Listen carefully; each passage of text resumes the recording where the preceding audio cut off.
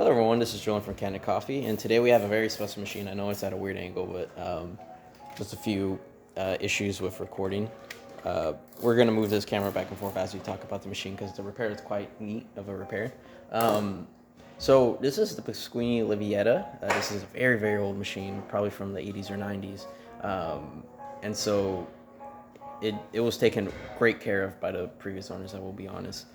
These machines, you usually see them really, really bad, and this one's like pretty all right for a very, very old machine and a heavily used one. On top of that, came in for a few issues. One of them being it just really needed a tune-up. Totally normal for a machine this old to need a few gaskets changed and a few cleaning here and there. Pretty much what we did is we cleaned the whole group head out, put a brand new gasket and a brand new spacer in there because your portafilter doesn't fit as well as it used to brand new, of course. So putting a spacer in there will get a nice seal when you do brew coffee. Descaling both the heat exchanger and the boiler. And yeah, cleaned it all out.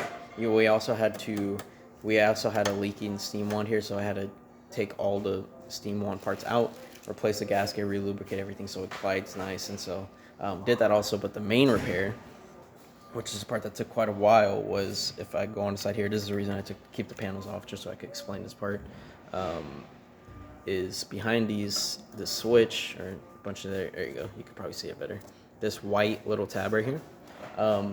So when the customer brought it in, they tried, I think, if the story's correct, they tried descaling it, and a lot of the boiler just had a lot of metal flakes in it after the fact.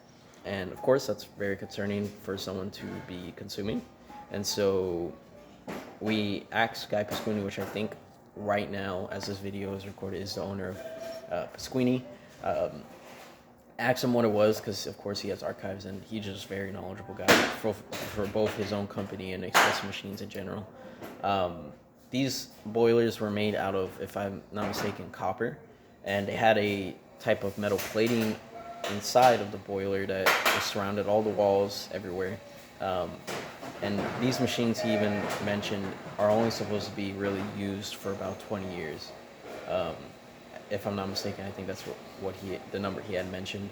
And then they're just supposed to just give out. People were supposed to give up on them.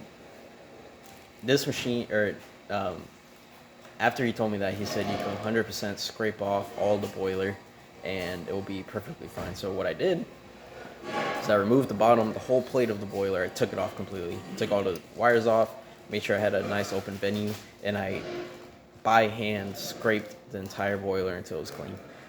With brushes, steel wool, different tools, tweezers, so I could get the weird parts. Brush after brush. Scrubbing this thing for quite a while, and I got pretty much almost all the plating off. The only plating I wasn't able to get off was behind the heat exchanger, because the heat exchanger is just a pipe that runs to your boiler, but this pipe is very close to the wall, and so I couldn't get behind it, and I'm already having such a small amount of room to work with. So I cleaned it all up, and yeah, that's pretty much what we did for this machine. It was really nice. It was very fun to do one of these great boiler type of repairs. You don't do them often, but when you do, it's a great little journey to go through. That's why I kept the panels off. I kind of just want to explain it a little bit. We did have to replace the heating element gasket. Oftentimes when you see heating element gaskets, they're one and done. You put them in there and until you have to take it off, or it seals until you have to take it off. And once you take it off, it kind of ruins the gasket properties. So this is a very old heating element gasket, as you can see. Very squished, like it should, and just very old, unreusable. You cannot reuse that at all. So we put a new one, and yeah, so now we're gonna brew a shot. Don't worry if the shot comes out a little too hot or cold, or if it comes out a little too fast or slow. The reason being is because we don't calibrate our grinders to make shots for specific machines, and so we're just gonna make sure stuff's coming out the front, which it is, and it looks actually pretty good. We're just gonna brew a shot. We're gonna test the steamer, and we're gonna get this thing back together and get it out of here. Held this machine for quite a while.